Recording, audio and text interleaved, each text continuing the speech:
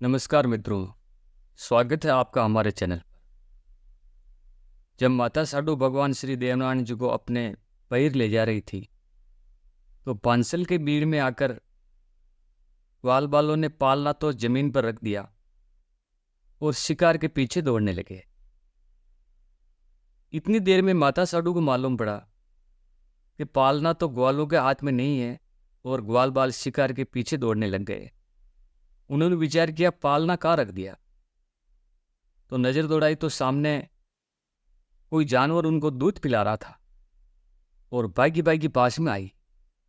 उन्होंने देखा एक शेरनी भगवान श्री देवनारायण को दूध पिला रही है, तो जल्दी दौड़ती आई और उस शेरनी से पूछा कि हे शेरनी, तू ये क्या कर रही है? क्या मेरे बच्चे को खाना चाहती है? तो शेरनी ने जवाब दिया कि हे बहन, तू चिंता मत कर, मैं इनको दूध पिला रही हूँ। तो माता साडू ने कहा, तो दूध पिलाने वाली होती कौन है और तू मुझको बहन क्यों कह रही है?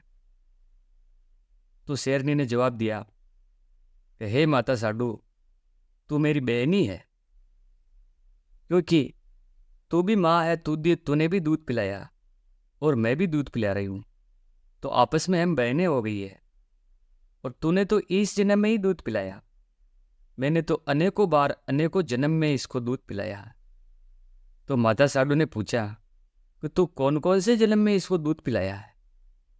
तो फिर शेरनी ने जवाब दिया। तो शेरनी जवाब देने लगी, पहला दूध तो मैंने सती अनुसुईया बनकर पिलाया था। कि वो कैसे पिलाया था? कि एक बार भगवान तीनों मेरी परीक्षा लेने आए, ब्रह्मा विष्णु और महेश, और वो मेरी परीक्षा इस तरह लेना चाहते थे। मुझे बोले वो कि मैं आपको नग्न अवस्था में देखना चाहते हैं। तब मैं समझ गई कि ये कोई भगवान है। तो अब मैं नग्न अवस्था में उनको कैसे दिखा सकती थी? तो मैंने अपनी तप शक्ति से उनको 6 महीने के बालक बना दिए और पहला दूध उनको मैंने पिलाया। ये मेरा पहला दूध था। और शेरनी फिर कहने लगी, सुन माता साडू, मैंने कपिल मुनि की पत्नी बनकर फिर इनको भगवान को दूध पिलाया था। और फिर शेरनी कहने लगी कि स्वयंभू मनु की पत्नी सपुत शत्रुपा के गर्भ से आपूर्ति का जन्म हुआ और यापूर्ति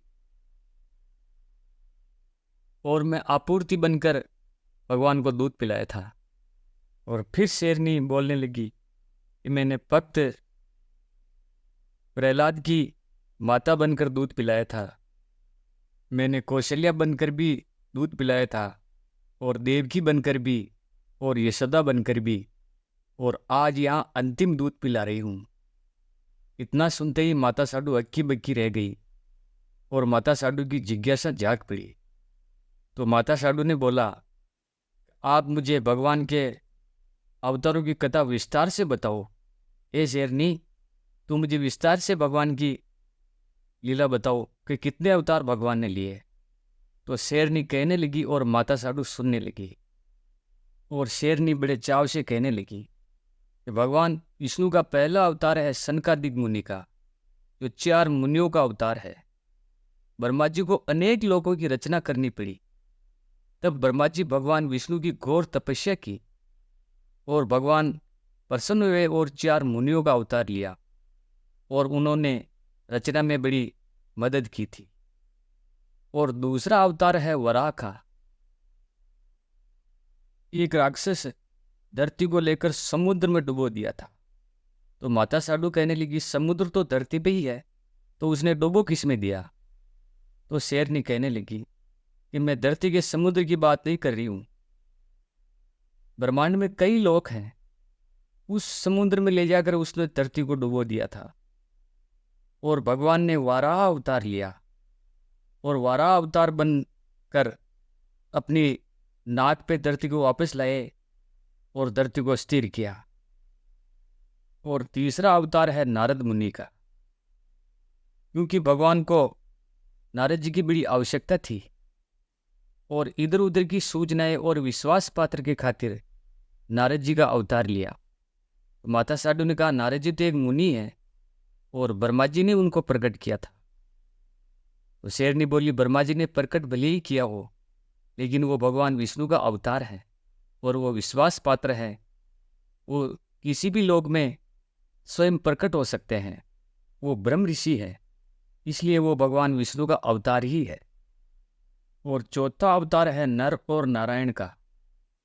जब नर और नारायण तपस्या कर रहे थे तो देवराज इंद्र ने सोचा कि ये कहीं स्वर्ग पे आक्रमण न कर लें, और उन्होंने बहुत सी अप्सराओं को खंदा कर उन्होंने नृत्य करवाया। तो नर नारायण ने स्वयं अपनी जांग से एक उर्वशी को नाम दिया, जन्म दिया, और उर्वशी प्रकट करके राजा इंद्र को सौंप दी। और उन्होंने कहा, ऐसी अप्सराएं तो हमारे शरीर में रमती है, तुम क्यों अपनी ताकत लगा रहे हो। तो ये चौथा अवतार नर और नारायण का था। और पांचवा अवतार है कपिल मुनि का। कपिल मुनि के क्रोध से ही राजा सगर के 60,000 पुत्रों का नाश हुआ था, और श्राप के कारण 60,000 पुत्रों को उन्होंने मृत्यु के घाट उतार दिया था। और छठा अवतार है दत्तात्रेय का। एक बार लक्ष्मी माता पार्वती और सरस्वती माता को अपने पतिव्रत होने पर घमंड आ गया था, और घमंड तोड़ने के लिए भगवान ने दत्तात्रेय का अवतार लिया था। और सातवां अवतार है यज्ञ का। स्वयंभू मनु की पत्नी शत्रुपा के गर्भ से आपूर्ति का जन्म हुआ। आपूर्ति के यहाँ यज्ञ के रूप में भगवान विष्णु ने अवतार लिया था। और आठवां अवतार है ऋषभदेव का। राजा नाभि के घोर तपस्या की, और तपस्या से भगवान ने प्रसन्न होकर ऋषभदेव नामक अवतार लिया था। और 9वां अवतार है आदिराज राजा पृथु का। और 10वां अवतार है मत्स्य अवतार, मतलब मछली का अवतार। जब पृथ्वी प्रलय हो रही थी और जल प्रलय हो रहा था, तो सप्तऋषियों और मनु को बचाने के लिए भगवान ने मत्स्य का अवतार लिया था, और उनकी नौका को खींचकर सुमेरु पर्वत तक ले आए थे। और 11वां अवतार है कुर्म का, अर्थात कछुए का अवतार। जब समुद्र मंथन हो रहा था तो सुमेरु पर्वत से वो बिलोना बिलो रहे थे, और वो समुद्र अपनी ओर उस पर्वत को खींच रहा था। तो कछुए का अवतार लेकर भगवान ने अपनी पीठ पे उस पर्वत को धारण किया और समुद्र मंथन सफल बनाया था। और 12वां अवतार है धन्वंतरी का। जब समुद्र मंथन हो रहा था तो धन्वंतरी जी अमृत कलश लेकर प्रकट हुए, और वो 12वां अवतार धन्वंतरी जी का कहलाया। और 13वां अवतार है मोहिनी अवतार। जब समुद्र मंथन से अमृत निकला और राक्षस कलश को लेकर भाग रहे थे, तब भगवान विष्णु ने मोहिनी रूप लिया और सबको, राक्षसों को मोह लिया था, और इस तरह उन्होंने देवताओं को अमृत पिलाया था और अमर कर दिया। और 14वां अवतार है भगवान नरसिंह का। भक्त प्रहलाद के पिता हिरण्यकश्यप का वध करने के लिए भगवान विष्णु ने नरसिंह अवतार धारण किया और भक्त प्रहलाद का उद्धार किया था। और 15वां अवतार है वामन का। राजा बलि 100 यज्ञ करना चाहते थे, और भगवान ने 3 पग भूमि मांगी और देवराज इंद्र और इंद्रलोक की रक्षा की थी। और 16वां अवतार है हेयग्रीव का, जो घोड़े का रूप लेकर भगवान ने अवतार लिया था और मधु और केटर नाम के 2 राक्षसों का वध किया था। और 17वां अवतार है श्री हरि का। एक हाथी अपनी 12 पत्नियों के साथ रहता था। एक बार वो पानी पीने तालाब में गया, और बहुत बड़े मगरमच्छ ने उसका पैर पकड़ लिया। 1000 साल तक उन्होंने आपस में लड़ाई की, मगर वो हाथी कमजोर पड़ रहा था। भगवान विष्णु ने सुदर्शन चक्र से उसका वध किया था और श्री हरि का रूप लिया था। और 18वां अवतार है परशुराम का। और भगवान परशुराम ने 17 बार क्षत्रियों का विनाश किया था। और 19वां अवतार है महर्षि वेदव्यास का। वे भगवान के कला के अवतार थे और उन्होंने महाभारत जैसे ग्रंथ की रचना की थी। और 20वां अवतार है हंस का। एक बार सनकादिक मुनि ब्रह्मा जी के पास गए और मानव की मोक्ष की बात छेड़ी। तब भगवान विष्णु ने हंस के रूप में प्रकट हुए और उनका निवारण किया था। और 21वां अवतार है राम का और उन्होंने रावण जैसे महापापी का वध किया था। और 22वां अवतार है श्री कृष्ण का और उन्होंने मामा कंस और पांडवों की रक्षा की और गीता ज्ञान का संदेश दिया। और 23वां अवतार है भगवान बुद्ध का जो जैन धर्म में आता है। और 24वां अवतार भगवान कलयुग अंत में कल्कि अवतार के रूप में लेंगे।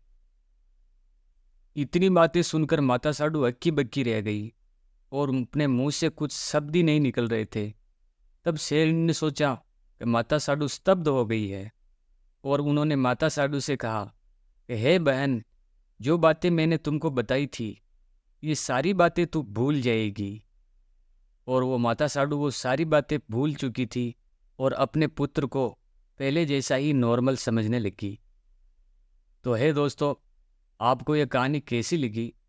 भगवान देवनारायण की जो अनसुनी और अनकहानी कहानियाँ हैं वो हम आपके लिए लाया करेंगे।